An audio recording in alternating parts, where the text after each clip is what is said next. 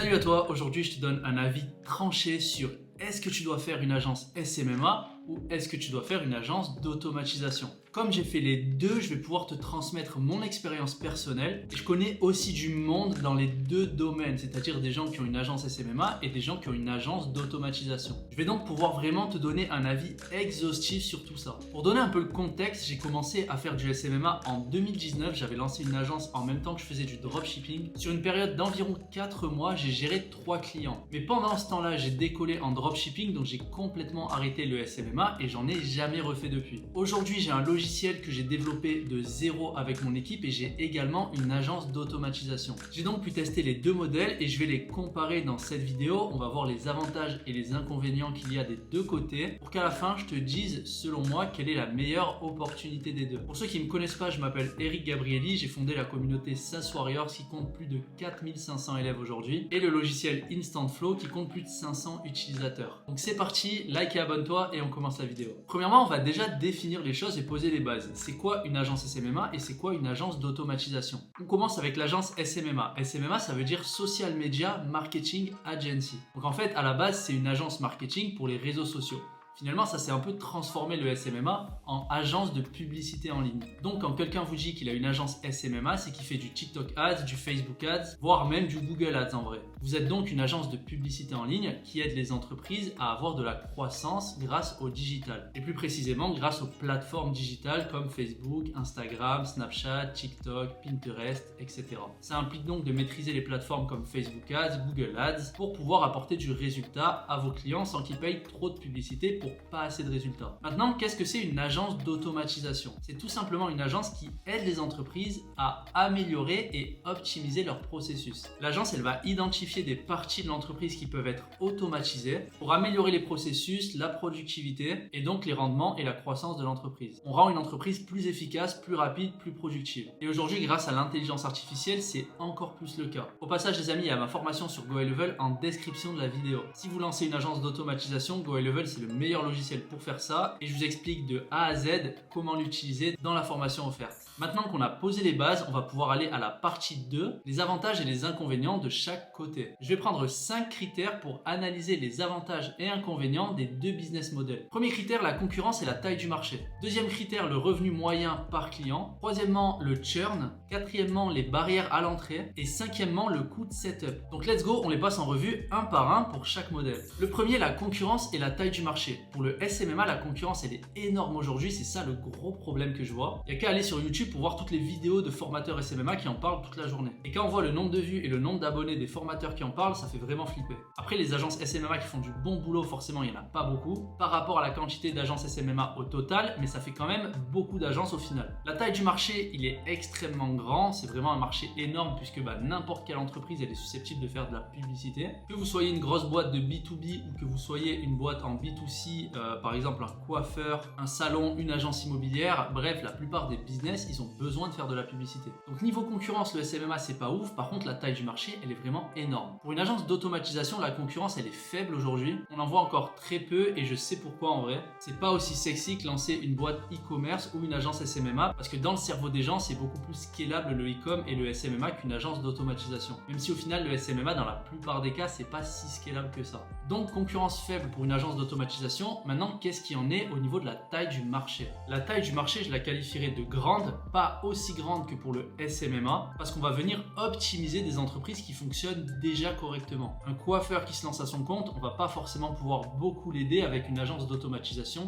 Et encore, il y a quand même des outils qui pourraient l'aider, mais il ne va pas se rendre compte autant de la valeur qu'un coiffeur qui a déjà 4 salariés par exemple. Ce qui est important, c'est d'avoir déjà une structure à venir optimiser. Et quand le business est trop petit, c'est pas possible. Mais ça nous laisse quand même la place à énormément de business. Maintenant, on va passer à la deuxième chose, le revenu moyen par client. En SMMA, c'est un revenu élevé, donc tout dépend bien sûr de qui paye la publicité et la marge que vous vous faites sur les publicités. Il y a vraiment beaucoup de modèles de revenus différents en SMMA. SMMA, il y a des gens qui vont prendre un pourcentage sur le chiffre d'affaires généré. Il y a des gens qui vont juste faire payer un prix fixe de 1000 ou 1500 euros par mois, peu importe les dépenses publicitaires puisque c'est le client qui paye. Mais dans tous les cas, en SMMA, le revenu est élevé parce qu'il y a beaucoup de travail. Avec une agence d'automatisation, le revenu, il est moyen plus, je dirais, parce que ce qu'il faut comprendre, c'est qu'on va venir travailler une fois au début pour mettre en place les process et ensuite ça roule. On n'a plus besoin de s'embêter tous les jours à voir si les créatives elles fonctionnent, si les publicités elles sont rentables, réfléchir à de nouvelles créatives ou de nouvelles stratégies publicitaires parce que les anciennes elles sont trop répétitives sur Facebook Ads. Donc forcément, vu que tout est automatisé et qu'on utilise des logiciels pour faire ça, on peut pas pricer ça à 1500 balles par mois à n'importe qui. Ça fait pas sens en fait. On va dire qu'on est entre 100 et 500 euros par mois en moyenne sur une agence d'automatisation. Bien sûr, pour des grosses entreprises, vous allez pouvoir pricer ça plus cher, mais ça reste des cas exceptionnels. Donc sur le revenu moyen par client, c'est plus le SMMA qui va gagner. Maintenant, on va passer au churn. Le churn, c'est votre taux d'annulation. Vu qu'on est sur deux modèles où c'est de l'abonnement récurrent, donc mensuel, une variable ultra importante dans cette histoire, c'est est-ce que vos clients ils restent ou ils restent pas. Et surtout, combien de temps ils restent en moyenne. Parce qu'en SMMA, le churn, c'est un cauchemar. Et en vrai, c'est normal. On ne sait pas si les publicités elles vont être rentables, et même si vous êtes un expert, vous n'allez pas avoir 100% de taux de garantie que le client il va avoir des résultats. Donc si jamais le client il n'est pas satisfait de la rentabilité qu'il a sur les publicités, qu'est-ce qu'il va faire? Il va annuler. En SMMA, en moyenne, un client il reste pas plus de 4 à 5 mois. C'est une statistique qui est très générale, attention, ça dépend de la niche, du type de client que vous visez, mais en moyenne c'est 4 à 5 mois maximum. Sur une agence d'automatisation, vos clients ils peuvent rester chez vous des années. Tout simplement parce que vous venez pour automatiser des processus, donc pourquoi est-ce que le client il partirait? Puisque grâce à vous, en fait, sa vie elle est plus simple, il a des process qui sont plus rapides, moins chiants, et c'est la raison même du pourquoi on utilise des logiciels au quotidien. Pourquoi est-ce qu'on utilise Shopify pour faire des sites? Tout simplement parce que c'est trop compliqué de les faire avec WordPress, et finalement quand on a un site sur Shopify,